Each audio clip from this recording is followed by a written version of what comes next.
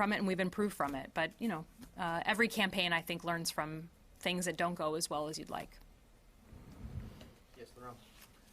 Coming back to the situation in Al-Bab, the Russians have said that they have signed an agreement with the Turks on the coordination for strikes in Al-Bab. Have the Turks informed you about that agreement, and do you think it's a positive step in the fight that is going on? So I did see that, and I to be honest with you, on a policy level, I had not heard that, but on a military level, we're checking to see if folks have seen a copy of it or are aware of it, confirming that it's true. Honestly, when I saw the reports, I was pleased because I know how important our MOU has been to safety negotiations. I negotiated that with the Russians, and we've both, I think, lived up to it in good faith. And it's helped keep our pilots safe. You know, we are operating in historically close distances. And we needed a structure, and that structure has worked. We've also learned from moments of tension that we've had, but if the Turks and the Russians have such an agreement, I think that's a positive thing. Anything that helps promote transparency and safety is better than not. I have two questions. Hi. Can you talk a little bit about the tension between trying to build up a force in Syria to do the Raqqa operation that, you know, is capable enough and available enough to do an operation in the near term, you know, with the YPG, and then wanting it to have a sufficient number of Arabs so that you don't exacerbate these sort of long-term ethnic tensions? And then the question on Iraq is, can you just talk a little bit about the stabilization and governance plans for post-Mosul, because it hasn't gone, you know, entirely smoothly in some of the other places? Sure. So on Syria, I mean, the local forces there, you know, I think this concept that we all banked on, frankly, the snowball effect of success breeding success and success breeding additional recruits who are interested in working with you, I think that is borne out in Syria. And, you know, our numbers are somewhere around 50,000 for the SDF, for the Syrian Democratic Forces. That's a big number. And that is not the number it was a year ago. And the theory of the case that as you liberate new areas from ISIL, people did not like living under ISIL, and they volunteer. So we have seen that borne out, and even since the Manbij operations, frankly, we've seen a number of a significantly larger number of Arabs come into the fight. So I am, you know, I think it's about 50% at this point as sort of Arab Turkoman, the whole host of other folks besides the Kurds. And I think that's a pretty healthy number given the importance of the coming fight in Raqqa, which is an Arab town. You have to be conscious of it. You have to work on it every single day.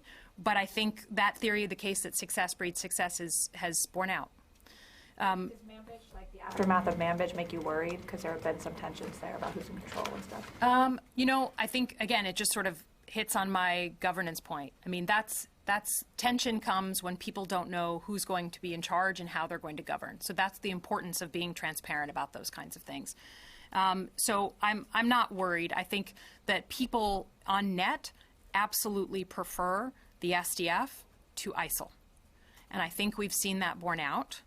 And what they're concerned about, which there is a legitimate concern, is who's going to be in charge and how are they going to incorporate my views, my concerns. And I think that's natural, and I think that has to be addressed, but I don't think those concerns are greater than their concerns over living under ISIL. On the Iraq, on stabilization and governance there, so, you know, the process that I think the Iraqis have learned from experience that works is as areas are liberated and cleared, particularly of IEDs, then the Iraqi government sends in people with a large inject of cash and support for local cleanup and kind of rehab projects, get people working, get people, you know, getting some income, and then relying on the elected councils from that area to put together a bit of a stabilization plan. That worked in a number of other Iraqi cities. And I think that is the approach that they are taking in Mosul. Mosul is obviously much larger, so it's a much more important and difficult task. but at least they've had the experience of multiple other cities to go with. The governance issue, which in our parlance, stabilization is kind of the sort of more short and medium term, whereas governance is sort of the big, what is the more longer term way forward. Those are very much the really tough work that the Iraqi government must do. Some of the fundamental tensions that have existed since 2003, they are borne out in things like governance. So they're very difficult, and they will require the highest levels of the Iraqi government to solve those issues. And I think the good news is Prime Minister Abadi, President Barzani, they know the importance of getting this right. They are motivated to try and solve it. And they have the cooperation, the unusual cooperation, frankly, and positive cooperation of the Mosul campaign as a backdrop for that important political work they're going to have to do. Yes, Thomas. Hi, Lisa. Hi. Thanks for doing this. So at the top you said that the pace of the campaign is dictated largely by the by, with and through component. Yeah. And you're going as fast as you can per the local forces. How worried are you personally that there is going to be this new pressure to energize, to speed up and increase the tempo of the campaign? And it could actually ultimately, could it have a deleterious effect? Could it slow things down where the pace goes beyond that of the local forces? I guess because our uniformed military is not transitioning, because it's the same leaders on the ground here in the building, and I've been hearing their best military advice for years now on this, I am not, that is not a concern of mine that we're going to get ahead of the local forces. I think that particularly the air campaign is so deeply tied to the movement of the forces on the ground that I have a hard time understanding how we would get so far ahead. Now, will we continue to take unilateral strikes to go after key ISIL leaders? Absolutely. But we're doing that now. So our military has developed a plan that I believe in, and I just don't, I'm having a hard time seeing how it would get so radically ahead of the local forces. So does that mean that you don't necessarily see like a big increase coming from the military? Despite what we're hearing here in Washington, you don't necessarily see like a sudden new increase in tempo? I just don't know what the new team has in mind, but I think, I guess I would have some questions about what exactly are you striking if you just launched a big campaign. I've just been learning from our military how deeply tied the air campaign is to the local movements on the ground. So I would have some questions about what is the effect you're going for. Bill. I want to get back to what you were talking about before about the safety MOU. Mm-hmm. We spoke to some aviators out at Al Udeid who were talking about close calls with Russian aircraft. Because you did help set up that MOU, I was wondering if you thought there was room to expand on that agreement and whether or not you thought there was a need to expand on it. Yeah. So I think that we've done a lot of work. We wrote the MOU, I believe it was October of 15. Is when we finished it, and right when the Russians came into Syria. And since then, we've done a lot of work together. I mean, we've learned a lot of things about how to operate. Some things are very basic, like just making sure the pilots can communicate with ease. Sometimes it's understanding each other and making sure there's transparency on what they're doing versus what we're doing. And we have constantly improved upon that document since we started. So I'm in total favor of, as necessary, in order to keep all these guys safe, to expand upon it as needed. Absolutely. Tammy. I wanted to ask you about, thanks for doing this, by the way, post-Mosul. I think a lot of people are probably under the impression that once Mosul is finished, that that's the end of the caliphate in Iraq and so forth, but there are, in fact, more battles to be had, especially in western Iraq. And so what is the enduring U.S. presence in Iraq as far as what you're seeing now, what this building is seeing in this administration? I'm sure that's probably something the incoming administration has been concerned about as well. Yeah. And I think that question will have to be put to the next team. But honestly, it will be up to the Iraqis. I mean, just like the last time around, they will have to give us their sense of what is of interest to them in the long term. I think the Prime Minister has been pretty open about the need, at least, beyond Mosul, we are going to need a strong coalition presence because the fight is not done. But in terms of the long-term disposition, it's just an inherently Iraqi question. Now, will the next team have to make a recommendation? Of course. And my feeling is that some sort of relationship with the United States over the long term is a positive thing. That doesn't mean it looks like what it looks like today.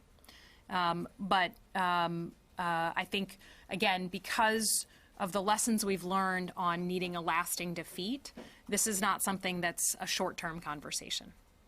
We have a ways to go still. Is the U.S. preparing for a long presence in Iraq in places like al-Assad and these other bases where we have numbers of American troops? I wouldn't describe it that way, no. Where do you see the next battles?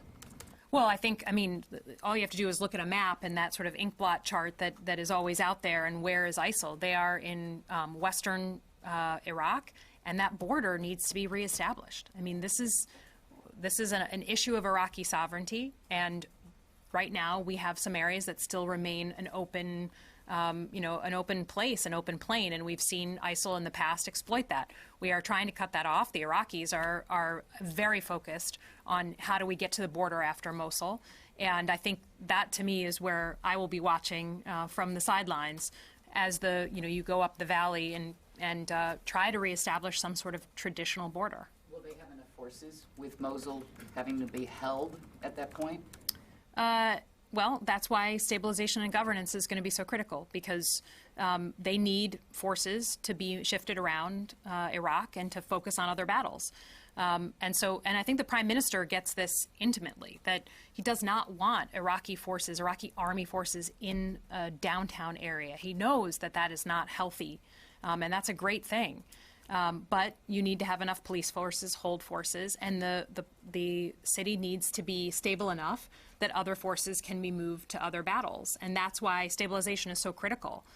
Because if the things are unsettled, then they can't go on to finish the fight. We got time for probably one or two more. Tony? I came in late, so forgive me if this has been asked, but in your world, has there been much discussion of what impact keeping 3,000 to 4,000 troops in Iraq after 2011, if we didn't pull out of Iraq, the debate, would that have had much of an impact or any impact on stemming ISIL's rise in Iraq? Yeah. So I think the key piece of information that is always missed in this conversation is that the Iraqis play a critical role in deciding whether any country has a presence within their borders. That's their sovereign right.